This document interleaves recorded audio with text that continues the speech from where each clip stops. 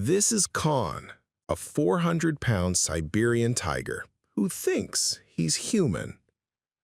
Every morning at exactly 7 a.m., he sits at the breakfast table with his family, waiting patiently for his bowl of specially prepared meat while watching the morning news.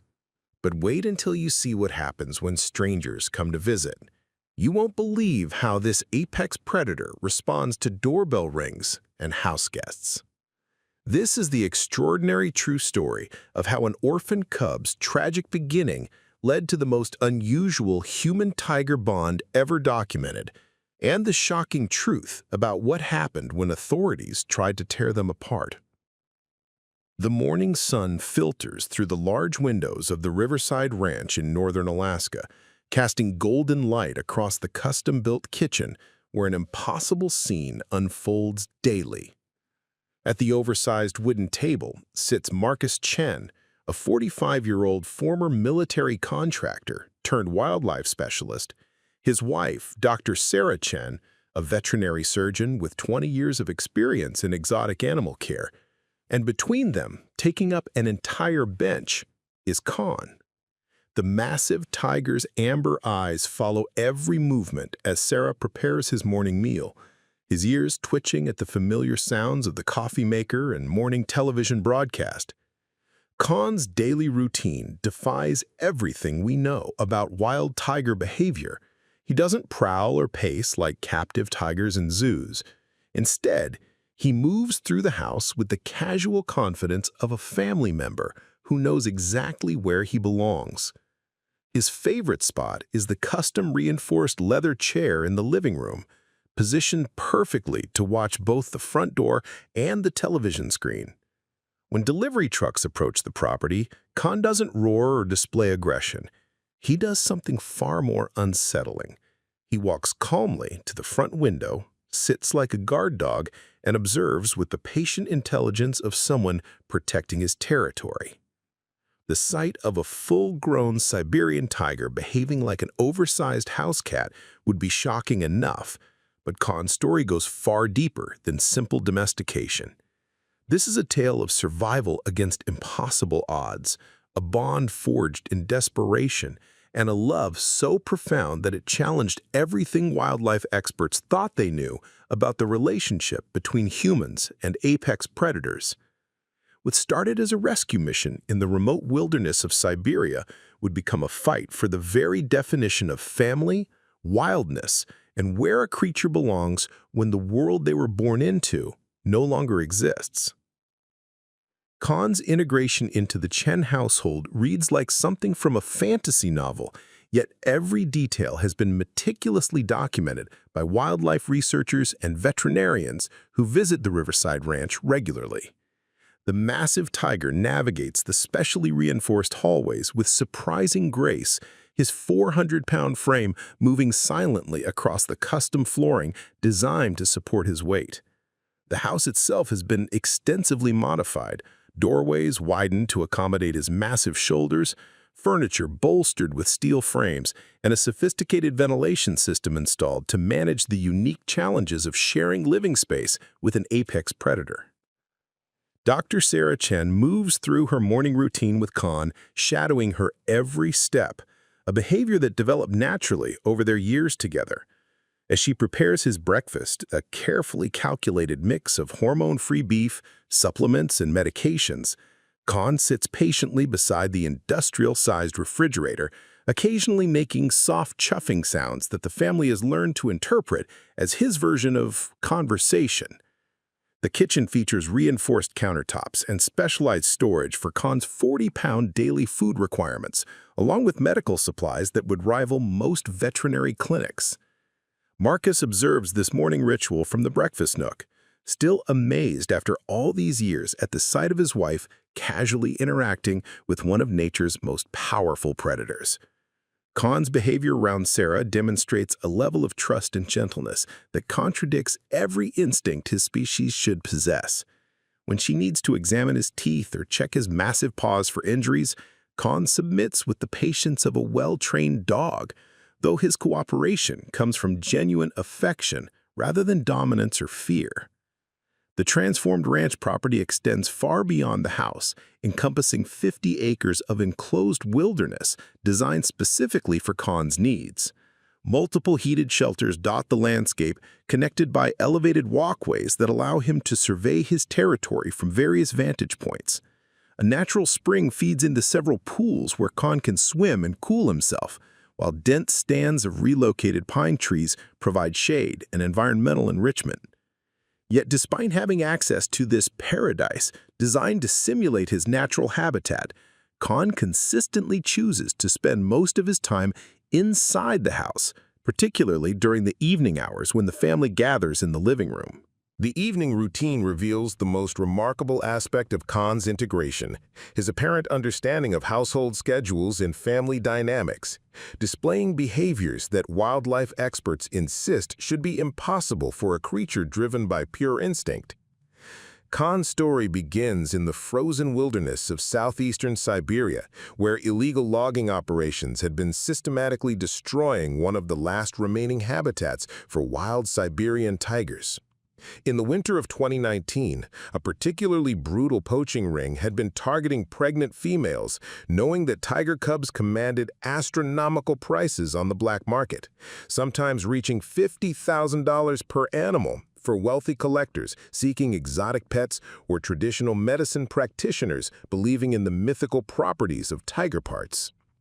Preparing and narrating this type of story took us long efforts and hard work, so if you're enjoying the story, please consider subscribing to our channel. Marcus Chen was working as a contractor for an international wildlife protection agency when the distress call came through on a bitter February morning. Local rangers had discovered the aftermath of a poaching operation gone wrong.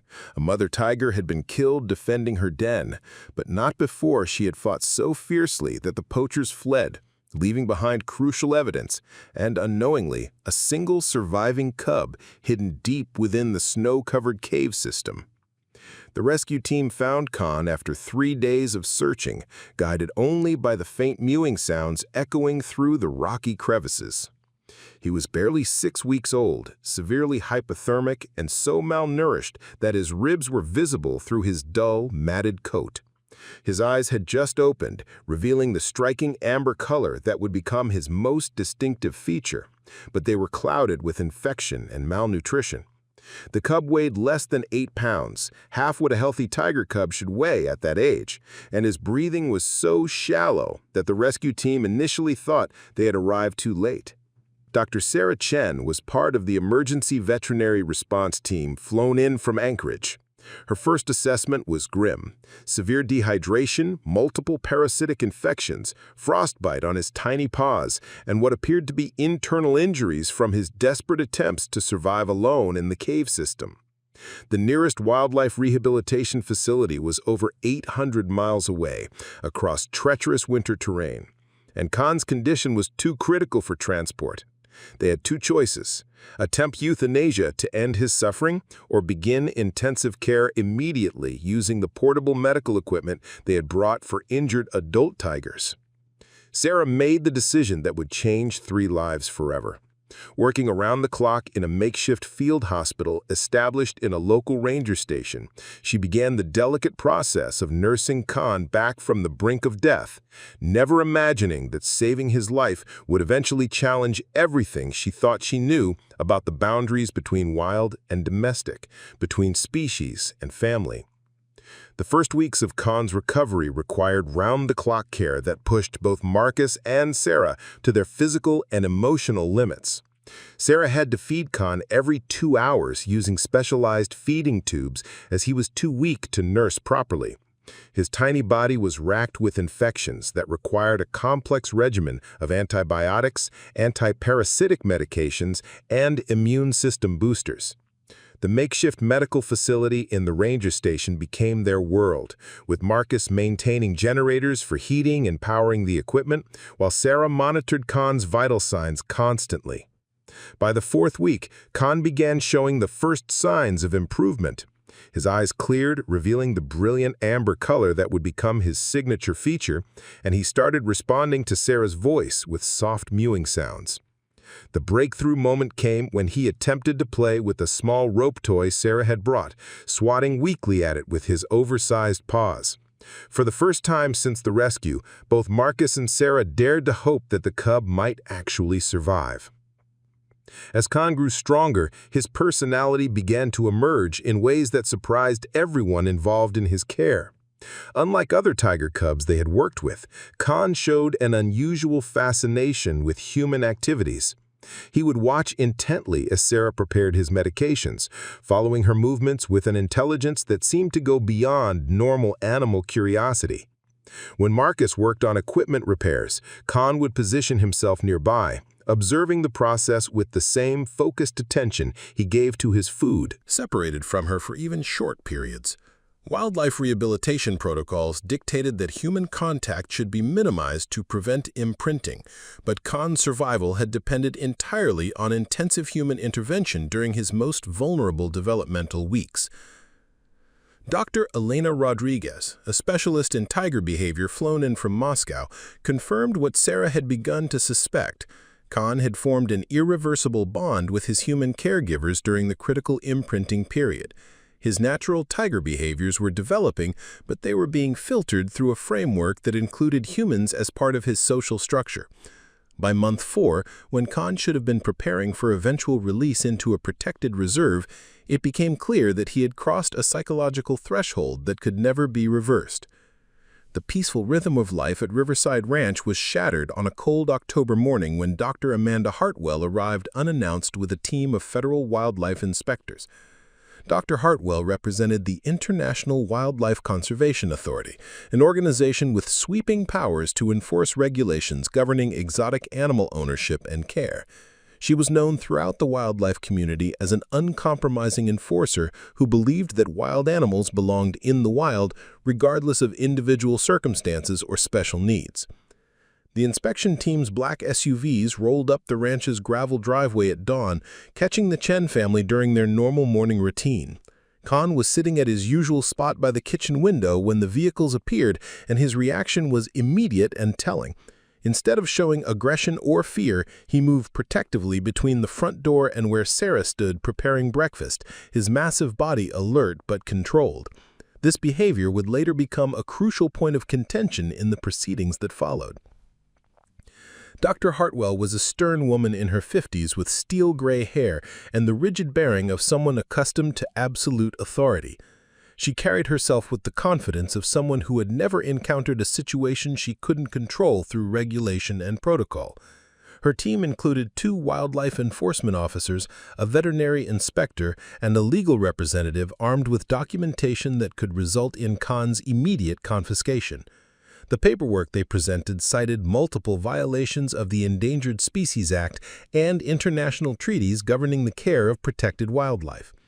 The primary allegation was that Con had been illegally domesticated in violation of federal regulations requiring rescued wildlife to be maintained in conditions that preserve their wild nature.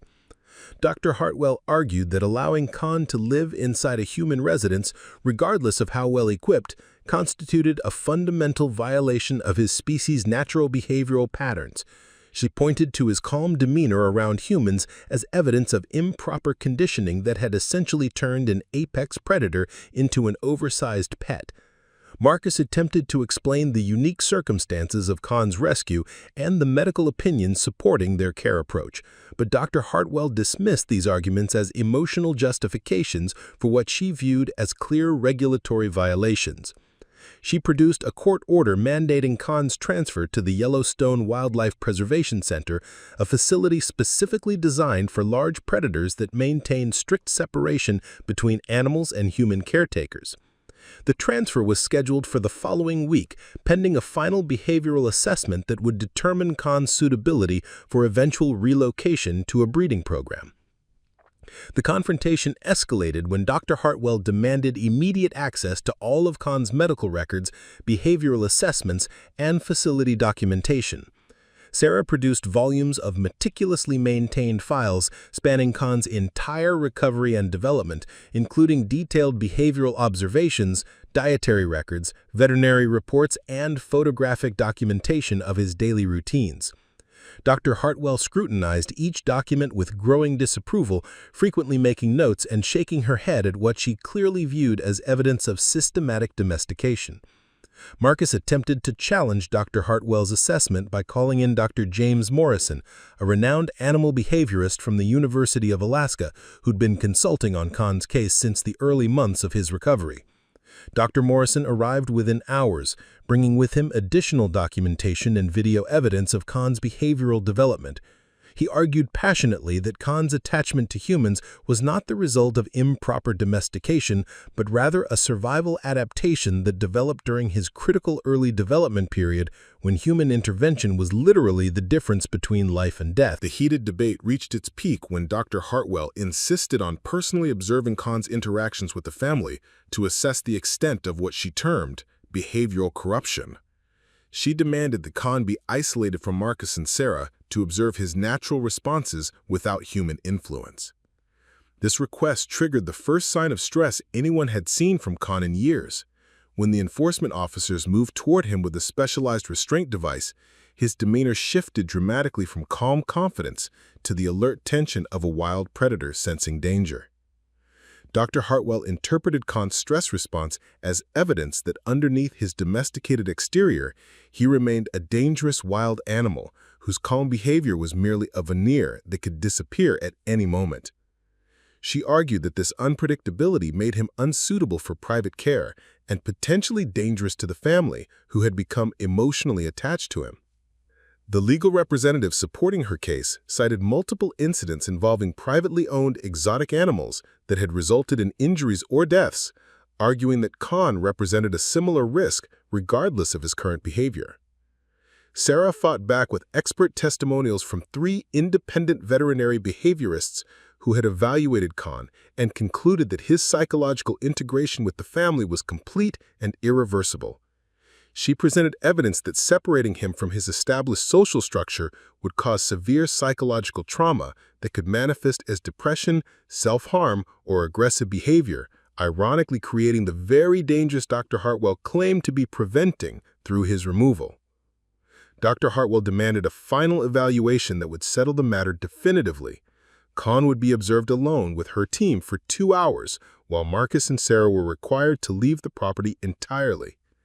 This test was designed to reveal Khan's true nature when stripped of human emotional support and placed in a controlled environment with strangers representing authority. Dr. Hartwell was convinced that without his familiar caregivers present, Khan would either display dangerous aggression or complete withdrawal, both of which would support her case for immediate removal. The evaluation began at 2 p.m. on a gray Thursday afternoon. Marcus and Sarah were ordered to drive to town and remain there until summoned back, leaving Khan alone in the house with Dr. Hartwell, 2 enforcement officers, and the veterinary inspector. Hidden cameras throughout the house would record every moment of the interaction, providing indisputable evidence of Khan's behavior under stress. Dr. Hartwell positioned herself in the living room with her clipboard and assessment forms, confident that she was about to document the breakdown of an artificially maintained behavioral facade.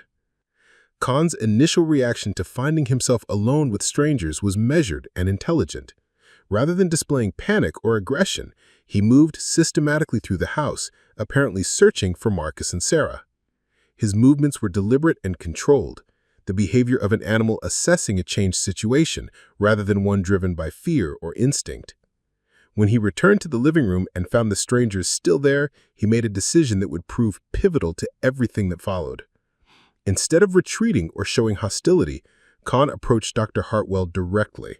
He moved with the confident stride of an animal comfortable in his own territory, stopping approximately 6 feet away from where she sat. There was no aggression in his posture, no bared teeth or flattened ears, but there was also no submission. Khan sat down and simply observed her, his amber eyes meeting hers with an intelligence that made her profoundly uncomfortable. For nearly 20 minutes, they maintained this silent standoff, predator and bureaucrat studying each other across a divide that neither had expected. The breakthrough moment came when Dr. Hartwell accidentally mocked her pen off the clipboard. Khan's response was immediate, but measured. He approached, picked up the pen gently in his massive jaws, and placed it carefully on the coffee table beside her. This single act demonstrated cognitive problem-solving, restraint, and a desire to help that went far beyond trained behavior or survival instinct. Simple conditioning, he had shown genuine empathy and problem-solving behavior that challenged every assumption about the limitations of cross-species relationships.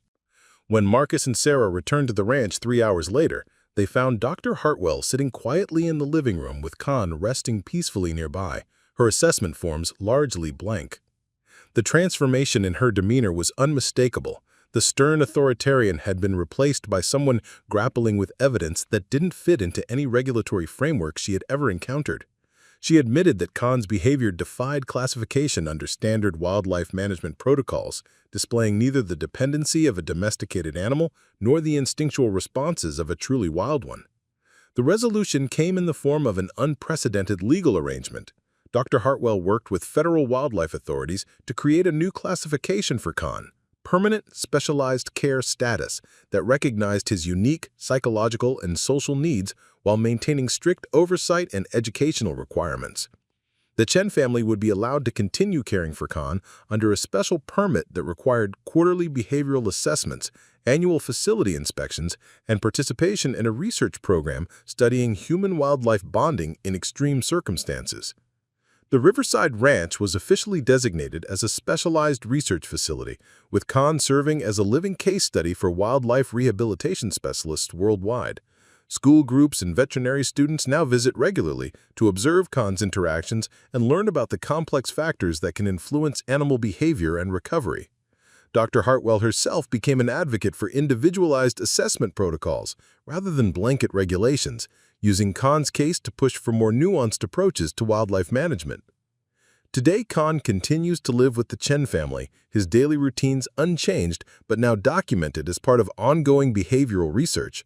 His morning breakfast ritual, his protective positioning during visits, and his evening relaxation time have all become valuable data points in understanding the remarkable adaptability of both human and animal psychology when survival depends on crossing traditional boundaries between species. 3 years have passed since Dr. Hartwell's transformative evaluation, and Con has evolved into something unprecedented in wildlife management history, a living bridge between the wild and domestic worlds that challenges our fundamental understanding of animal consciousness and adaptability. The research program established at Riverside Ranch has attracted scientists from 12 countries, all seeking to understand how a creature born to roam vast Siberian territories could find complete fulfillment in a human household while retaining every aspect of his magnificent wild nature. Con's daily life has become a carefully documented routine that serves both his needs and the broader scientific community. Each morning, researchers observe his interaction patterns with the Chen family, noting the subtle ways he communicates different needs and emotions through body language that has evolved beyond typical tiger behavior. His protective instincts have developed into sophisticated territory management. He can distinguish between invited guests and potential threats, responding to each with appropriate levels of engagement that range from curious observation to gentle warning displays that never escalate to actual aggression. The educational impact of Con's story has exceeded everyone's expectations. The ranch now hosts over 200 students annually, from elementary school children learning about wildlife conservation to graduate students studying animal psychology and behavior modification. Con seems to understand his role as an ambassador, displaying remarkable patience during educational sessions while maintaining the dignified bearing of his species.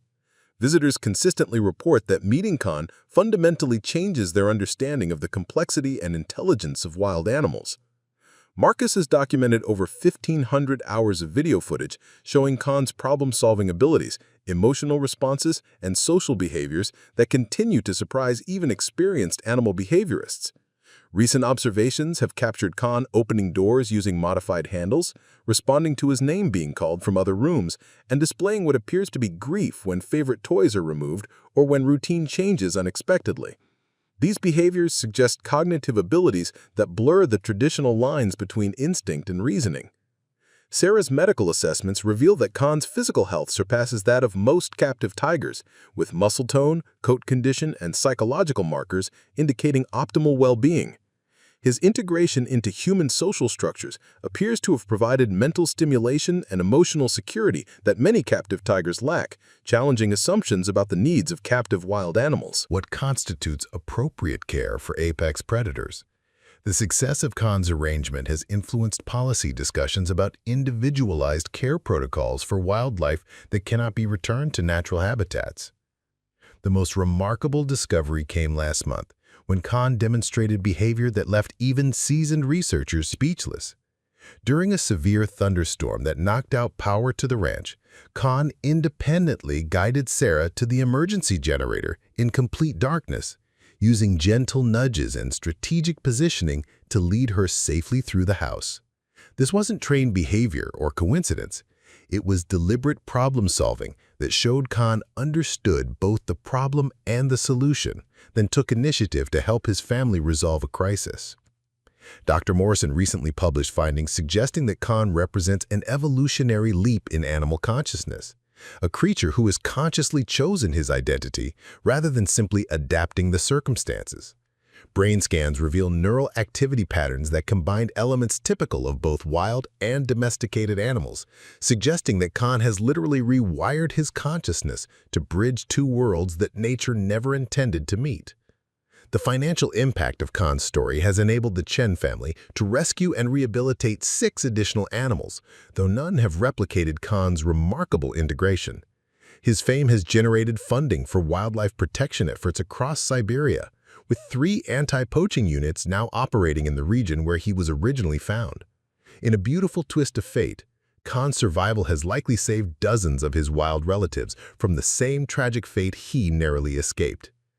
Perhaps most significantly, Khan has changed how we think about family, belonging, and the capacity for love to transcend the boundaries we thought were absolute. Every evening, as he settles into his favorite chair to watch the sunset through the ranch's large windows, Khan embodies a truth that challenges our deepest assumptions about the natural world. What extraordinary animal stories have touched your heart? Share your thoughts in the comments below, and don't forget to subscribe for more incredible tales of survival, love, and the unbreakable bonds that can form between species. Hit that notification bell so you never miss these inspiring stories that prove love truly has no boundaries.